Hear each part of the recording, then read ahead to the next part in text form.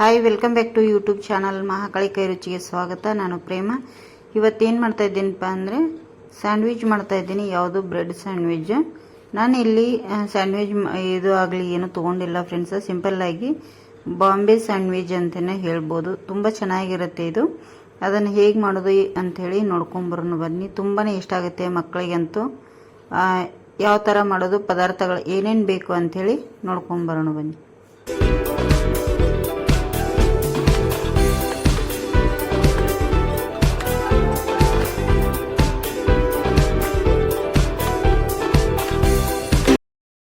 ನೋಡಿ, ಇಲ್ಲಿ Bombay bread sandwich ಮಾಡ್ತಾ ಇದ್ದೀನಿ. ನೋಡಿ, ಇಲ್ಲಿ ಇದಕ್ಕೆ ನಾನೀಗ ಒಂದು 2 ಟೇಬಲ್ ಸ್ಪೂನ್ ಅಷ್ಟು ಎಣ್ಣೆ ಹಾಕ್ತಾ ಇದ್ದೀನಿ. ಇದು ಎಣ್ಣೆ ಕಾಯಿಲಿ ಈಗ ಚೆನ್ನಾಗಿ.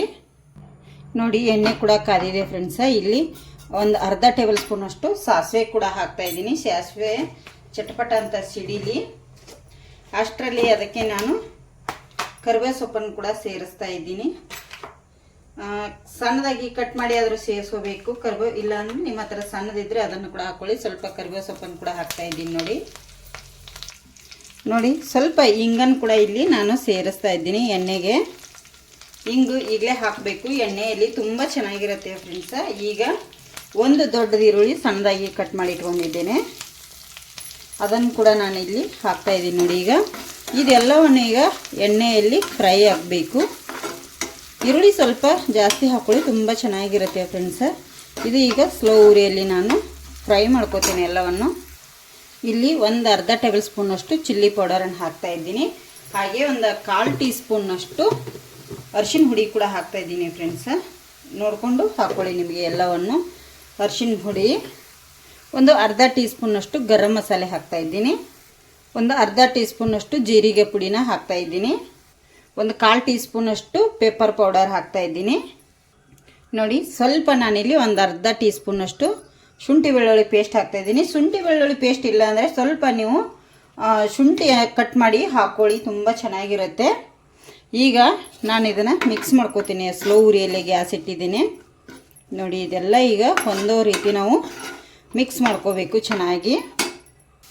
ನೋಡಿ, ಈಗ ರುಚಿಗೆ ತಕ್ಕಷ್ಟು ಉಪ್ಪನ್ನು ಕೂಡ ಸೇರಿಸ್ತಾ ಇದ್ದೀನಿ. ನಿಮಗೆ ನೋಡ್ಕೊಂಡು ಉಪ್ಪನ್ನು ಕೂಡ ನೀವು ಇಲ್ಲಿ ಸೇರಿಸ್ಕೋಬೋದು. ಈಗ ನೋಡಿ, ಇಲ್ಲಿ ನಿಮ್ಮ ಹತ್ರ ಹಸಿ ಬಟಾಣಿ ಇದ್ದರೆ ಹಾಕ್ಕೊಳ್ಳಿ. ಹಸಿ ಬಟಾಣಿ ಇಲ್ಲಾಂದರೆ ಒಂದು ನೈಟು ಒಣ ಬಟಾಣಿ ನೆನೆಸಿಟ್ಟು ಕುಕ್ಕರಲ್ಲಿ ಬೇಯಿಸ್ಕೊಳ್ಳಿ. ಈಗ ನಾನು ಹಾಗೆ ಮಾಡಿದ್ದೇನೆ, ಒಣ ಬಟಾಣಿನೇ ಬೇಯಿಸ್ಕೊಂಡಿದ್ದೇನೆ. ನಿಮಗೆ ಎಷ್ಟು ಬೇಕು ನೋಡಿ ಅಷ್ಟನ್ನು ನೀವು ಇಲ್ಲಿ ಸೇರಿಸ್ಕೋಬೋದು. ಒಣ ಬಟಾಣಿ ಕೂಡ ಫ್ರೆಂಡ್ಸ. ಈಗ ಇದು ಎಲ್ಲ ಮಿಕ್ಸ್ ಆಗಬೇಕು, ಚೆನ್ನಾಗಿ ನಾವು ಮಿಕ್ಸ್ ಮಾಡ್ಕೋಬೇಕಾಗತ್ತೆ. ನೋಡಿ, ಈಗ ಎಲ್ಲ ಮಿಕ್ಸ್ ಆದಮೇಲೆ ಆಲೂಗಡ್ಡೆ ಬೇಯಿಸಿಟ್ಟಿದ್ದೆ. ನಾವು ಒಂದೆರಡು ಆಲೂಗಡ್ಡೆ ಬೇಯಿಸಿ ಸಿಪ್ಪೆ ತೆಗೆದು ಈ ಥರ ಪುಡಿ ಮಾಡಿ ಇಟ್ಟಿದ್ದೇನೆ. ಇದನ್ನು ನಾವೀಗ ಚೆನ್ನಾಗಿ ಎಲ್ಲ ರೀತಿ ಹೊಂದಬೇಕಿದು. ಎಷ್ಟು ಮಿದು ಆಕೈತಿ ಅಷ್ಟು ಮಿದುವನ್ನ ನಾವು ಮಾಡ್ತಾ ಹೋಗಬೇಕಾಗುತ್ತೆ ಈ ಥರ ಮಿಕ್ಸ್ ಮಾಡುವಾಗ. ಇದೆಲ್ಲ ಹೊಂದೋ ರೀತಿ ಈಗ ನಾನು ಮಾಡ್ಕೋತೀನಿ ಎಲ್ಲವನ್ನು. ನೋಡಿ, ಈಗ ರೆಡಿಯಾಗಿದೆ ಪದಾರ್ಥ, ಮಸ್ತಾಗಿ ರೆಡಿಯಾಗಿದೆ. ನೋಡಿ ಎಷ್ಟು ಚೆನ್ನಾಗಿ.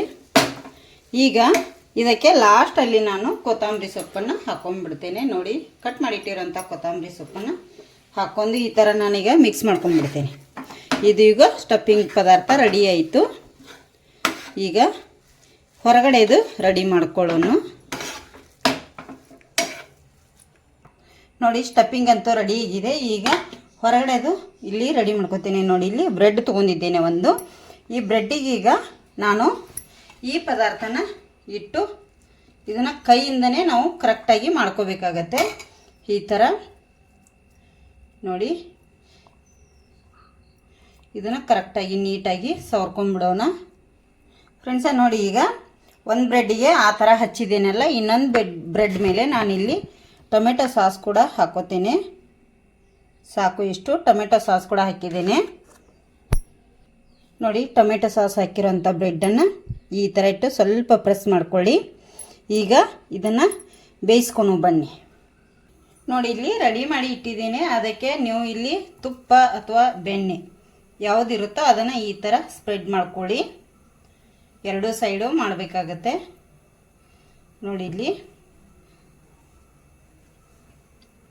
ಇಲ್ಲಿ ಹಂಚು ಕೂಡ ಕಾದಿದೆ. ಇಲ್ಲಿ ಯಾವ ಸೈಡು ಬೆಣ್ಣೆ ಅಥವಾ ತುಪ್ಪ ಹಚ್ಚಿದ್ನೆಲ್ಲ ಅದನ್ನು ಇಡ್ತೇನೆ. ಮತ್ತು ಈ ಕಡೆಗೂ ಕೂಡ ಹಚ್ತೇನೆ ಅದೇ ಥರನೇ. ನೋಡಿ, ಗ್ಯಾಸನ್ನು ಸ್ಲೋ ಇಟ್ಕೊಂಡು ಹಚ್ಕೊಳ್ಳಿ, ಇಲ್ಲ ಅಂದರೆ ಕೆರಟು ಬಿಡೋ ಚಾನ್ಸ್ ತುಂಬ ಇರುತ್ತೆ ಕೆಳಗಡೆ. ಹಾಗಾಗಿ ನೋಡಿ, ಈಗ ಎರಡು ಸೈಡು ಚೆನ್ನಾಗಿ ನಾವು ಇದನ್ನು ಬೇಯಿಸಬೇಕಾಗುತ್ತೆ ಸ್ಯಾಂಡ್ವಿಚನ್ನು. ನೋಡಿ, ಈಗ ತಿರುಗಿಸಿ ಹಾಕ್ತೇನೆ. ನೋಡಿ ಕಲರ್ ನೋಡಿ ಎಷ್ಟು ಚೆನ್ನಾಗಿ ಬರ್ತದೆ ಅಲ್ಲ. ಇದೇ ಥರ ನಾವು ಬೇಯಿಸಬೇಕಾಗುತ್ತೆ. ಈಗ ನೋಡಿ, ಈಗ ರೆಡಿಯಾಗಿದೆ. ನಾನು ತಕ್ಕೊಂಡ್ಬಿಡ್ತೇನೆ. ನೋಡಿ ಎಷ್ಟು ಚೆನ್ನಾಗಿ ಬಂದಿದೆ. ನೀವು ಮನೇಲಿ ಟ್ರೈ ಮಾಡಿ ಹೇಗೆ ಬಂದೈತೆ ಅಂತೇಳಿ ಕಮೆಂಟ್ ಮಾಡಿ. ಸರ್ವ್ ಮಾಡಿ ತೋರಿಸ್ತೇನೆ ಬನ್ನಿ. ನೋಡಿ, ಇಲ್ಲಿ ಕಟ್ ಮಾಡಿ ತೋರಿಸ್ತೇನೆ ನಿಮಗೆ. ನೋಡಿ, ಚಾಕು ಇದ್ದರೆ ಚಾಕುವಿಂದ ಕಟ್ ಮಾಡಿ, ಇಲ್ಲ ಪಿಜ್ಜಾ ಕಟರ್ ಇದ್ದರೆ ಅದರಿಂದ ಕಟ್ ಮಾಡಿ. ನೋಡಿ ಎಷ್ಟು ಚೆನ್ನಾಗಿ ಬಂದಿದೆ ಅಲ್ಲ, ಮಸ್ತಾಗಿದೆ ನೋಡಿ, ಸೂಪರಾಗಿದೆ. ಟೇಸ್ಟ್ ಮಾತ್ರ ಮಸ್ತಾಗಿದೆ ಫ್ರೆಂಡ್ಸ. ನೋಡಿ ಇಲ್ಲಿ ಎಷ್ಟು ಚೆನ್ನಾಗಿ ಮಸ್ತಾಗಿ ಬಂದಿದೆ, ನಿಮಗೆ ಕಾಣ್ತಿರ್ಬೋದು. ಕಟ್ ಮಾಡಿ ಕೂಡ ನಾನು ಇಟ್ಟಿದ್ದೇನೆ ಇಲ್ಲಿ. ನೀವು ಒಂದು ಸತಿ ಮನೆಯಲ್ಲಿ ಟ್ರೈ ಮಾಡಿ ಹೇಗೆ ಬಂದಿದೆ ಅಂಥೇಳಿ ಕಮೆಂಟ್ ಮಾಡಿ ಹೇಳಿ.